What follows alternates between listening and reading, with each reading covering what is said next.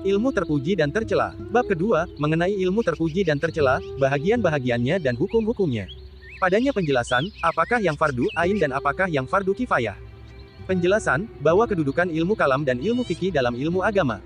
Sampai mana batasnya dan keutamaan ilmu akhirat. Penjelasan ilmu yang menjadi فرض عين. قال رسول صلى الله عليه وسلم طلب العلم فريضة على كل مسلم وقال أيضا صلى الله عليه وسلم اطلبوا العلم ولو بالصين. Bersabda Nabi, menuntut ilmu wajib atas tiap-tiap muslim. Dan bersabda pula Nabi, tuntutlah ilmu walau ke negeri Cina sekalipun. Kedua-duanya hadits ini sudah diterangkan dahulu.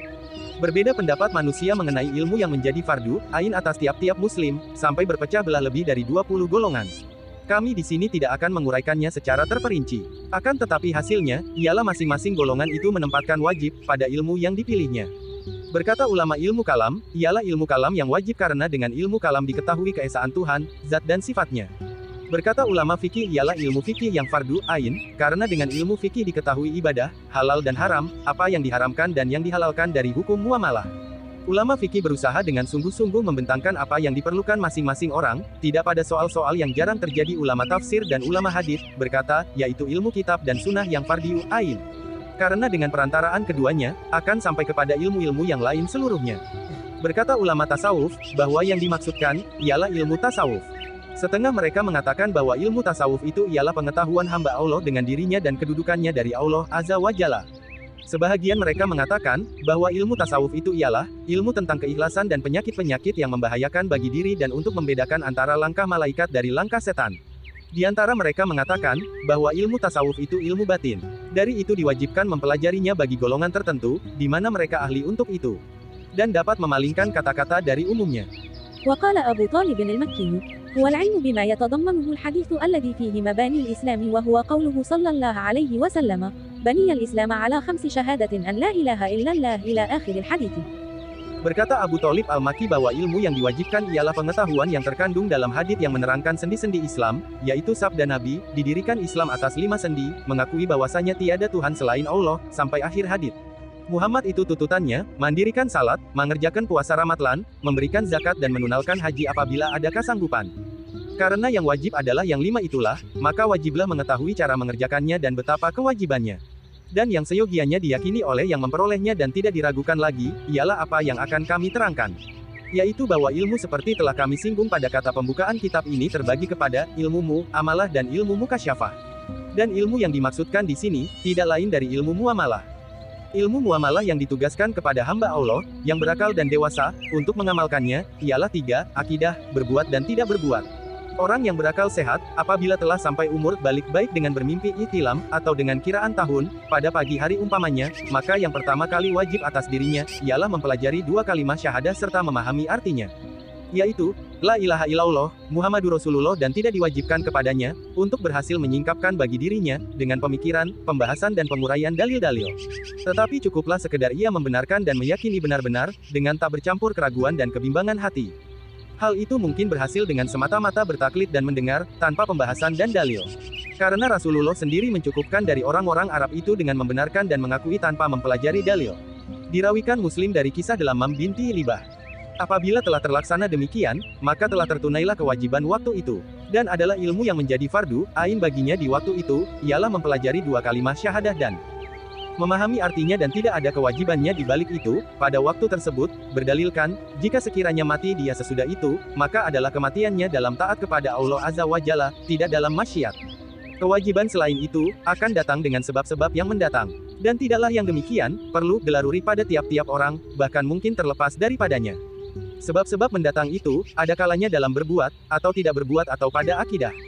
Dalam berbuat umpamanya, dia hidup terus dari pagi hari itu sampai waktu duhur. Maka dengan masuknya waktu duhur, datanglah kewajiban baru baginya, yaitu mempelajari cara bersuci dan bersalat. Kalau dia sehat dan terus bertahan sampai waktu tergelincir matahari, yang tidak mungkin ia menyempurnakan pelajaran dan mengerjakan duhur dalam waktunya, tetapi waktu akan habis jika dia terus belajar, maka tepatlah kalau dikatakan bahwa pada akhirnya dia terus hidup. Dari itu, wajiblah ia mendahulukan belajar atas masuknya waktu. Dan boleh pula dikatakan bahwa wajib adanya ilmu itu menjadi syarat untuk amal, sesudah wajib amal itu. Maka belajar itu belum lagi wajib sebelum gelincir matahari. Demikian pula pada sembahyang-sembahyang selain dari duhur tadi. Bila dia terus hidup sampai bulan Ramadhan, maka bertambah pula kewajibannya mempelajari puasa. Yaitu mengetahui bahwa waktunya dari waktu subuh sampai terbenam matahari. Bahwa diwajibkan pada puasa, ialah niat, menahan diri dari makan, minum dan bersetubuh. Keadaan demikian berjalan terus sampai tampak bulan, oleh dia sendiri atau oleh 2 orang saksi. Kalau hartanya bertambah atau memang dia orang berharta ketika dewasa, maka wajib pula mempelajari kewajiban zakat. Tetapi tidaklah diwajibkan itu ketika itu juga. Hanya baru wajib waktu telah sampai setahun, hail, dari masa Islamnya. Jika dia hanya mempunyai unta maka yang harus dipelajarinya ialah zakat unta, begitu pula dengan jenis-jenis yang lain. Apabila datang bulan haji, tidaklah wajib ia bersegera mempelajari pengetahuan haji, karena mengerjakannya adalah dalam waktu yang lama. Dari itu tidak diwajibkan mempelajarinya cepat-cepat. Tetapi seyogialah bagi ulama Islam memperingatkannya bahwa haji itu suatu kewajiban yang lama, atas tiap-tiap orang yang mempunyai perbekalan dan kendaraan. Apabila ia memiliki barang-barang tersebut, maka mungkin timbul hasrat dalam hatinya hendak menyegerakan menunaikan ibadah haji itu. Maka ketika itu, bila hasrat telah timbul, maka haruslah ia mempelajari cara mengerjakan haji. Dan tidak harus, selain mempelajari rukun dan wajibnya, tidak sunatnya. Sebab bila mengerjakannya sunat, maka mempelajarinya sunat pula. Dari itu tidaklah menjadi fardiu ain mempelajarinya. Tentang haramnya berdiam diri, daripada memberitahukan atas kewajiban pokok haji itu, pada waktu sekarang, adalah menjadi suatu perhatian yang layak pada ilmu fikih, demikianlah secara beransur-ansur, tentang ilmu amal perbuatan yang lain, yang menjadi fardiu ain. Adapun yang tidak berbuat ditanggalkan mengerjakannya, maka wajiblah mempelajari ilmu itu menurut perkembangan keadaan.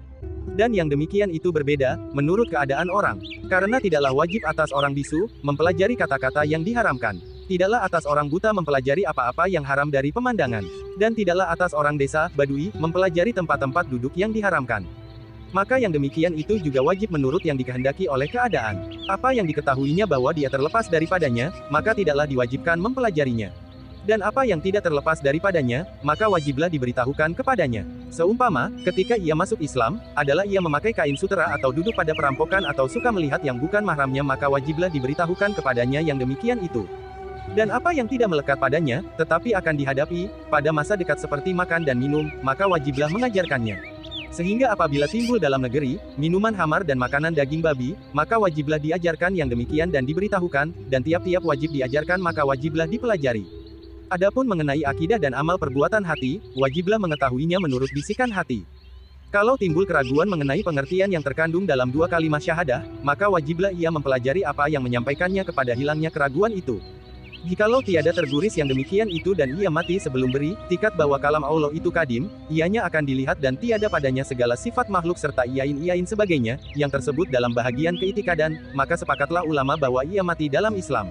Tetapi bisikan-bisikan hati ini yang menyangkut dengan kepercayaan, sebahagian timbul disebabkan kepribadian seseorang dan sebahagian lagi disebabkan pendengaran dari sesama penduduk. Jikalau dalam negeri, berkembang pembicaraan mengenai yang demikian dan manusia memperkatakan tentang perbuatan-perbuatan bid'ah, maka seyogialah dijaga dari permulaan masa dewasa, dengan mengajarkan yang benar. Kalau ke dalam hatinya telah dimasukkan yang batil, niscaya wajiblah dihilangkan dari hatinya itu. Mungkin yang demikian itu sukar. Seumpama, jikalau muslim itu saudagar dan telah berkembang di tempatnya perbuatan riba, maka wajiblah dipelajarinya, cara menjaga diri dari riba itu. Demikianlah sebenarnya mengenai pengetahuan yang fardiu ain. Artinya, ilmu tentang cara amal perbuatan yang wajib. Maka orang yang mengetahui ilmu yang wajib dan waktu wajibnya, berartilah dia sudah mengetahui ilmu yang fardiu ain. Apa yang diterangkan kaum sufi, tentang memahami bisikan-bisikan musuh dan langkah malaikat, adalah benar juga, tetapi terhadap orang yang ada hubungannya dengan itu. Apabila menurut biasanya, bahwa manusia itu tidak terlepas dari panggilan kejahatan, ria dan dengki, maka haruslah ia mempelajari ilmu bahagian sifat-sifat yang membinasakan diri, apa yang dipandangnya perlu untuk dirinya. Bagaimana tidak wajib? Rasulullah SAW pernah bersabda, Salotsun mulikaatun, syuhun mutaun wahawan mutaba wa ijabul mar'i binafsi. Artinya, 3 perkara, membinasakan manusia, kikir yang dipatuhi, hawa nafsu yang dituruti dan ketajuban manusia kepada dirinya. Dirawikan At-Tabran, Abu Naim dan Al-Balhaqi dari Anas, Degen. Isnad Daf. Tidak terlepaslah manusia dari sifat-sifat tersebut dan lain-lain sifat yang akan kami terangkan, dari sifat-sifat hal ihwal hati yang tercela. Seperti takabur, ujub dan sebagainya yang mengikuti 3 sifat yang membinasakan itu. Menghilangkan sifat-sifat tadi adalah fardu ain, dan tidak mungkin menghilangkannya, kecuali dengan mengetahui batas-batasnya, sebab-sebabnya, tanda-tandanya dan cara mengobatinya. Orang yang tidak mengetahui sesuatu kejahatan, akan terperosok ke dalamnya. Obatnya ialah, menghadapi sebab itu, dengan lawannya. Maka bagaimana mungkin melawannya itu tanpa mengetahui sebab dan yang disebabkannya? Kebanyakan dari yang kami terangkan dalam bahagian sifat-sifat yang membinasakan diri, termasuk dalam fardiu ain. Dan sudah ditinggalkan manusia karena sibuk dengan yang tak perlu. Di antara yang seyogianya disegerakan mengajarkannya, apabila tidaklah orang itu telah berpindah dari satu agama ke agama yang lain, ialah keimanan dengan sorga, neraka, kebangkitan dari kubur dan pengumpulan di padang mahsyar. Sehingga dia beriman dan mempercayainya. Dan itu adalah sebagian dari kesempurnaan dan dua kalimat syahadah. Karena setelah membenarkan dengan kerasulan Nabi itu, seyogialah memahami akan risalah kerasulan yang dibawanya. Yaitu, bahwa orang yang mentaati Allah dan Rasulnya, maka baginya sorga. Dan orang yang mendurhakai keduanya, maka baginya neraka. Maka apabila Anda telah memperoleh perhatian akan pelajaran tersebut secara beransur-ansur, maka tahulah Anda bahwa inilah mazhab yang sebenarnya. Dan yakinlah Anda bahwa tiap-tiap hamba Allah dalam perkembangan hal ihwalnya, siangnya dan malamnya, adalah tidak terlepas dari kejadian-kejadian yang mengenai ibadahnya dan muamalahnya secara terus-menerus, akan akibat-akibatnya. Maka haruslah bertanya tentang kejadian-kejadian yang jarang terjadi dan haruslah bersegera mempelajari apa yang diharapkan biasanya terjadi dalam waktu dekat. Apabila telah jelas bahwa Nabi Shallallahu Alaihi Wasallam bermaksud dengan perkataan al-ilmu, pakai alif dan lem pada sabdanya, menuntut al-ilmu itu wajib atas tiap-tiap muslim, ialah ilmu yang disertai dengan amal perbuatan, yang terkenal wajibnya atas pundak kaum muslimin, tidak lain, maka jelaslah cara beransur-ansurnya dan waktu yang diwajibkan mempelajarinya. Wallahu a'lam, Allah Maha Tahu.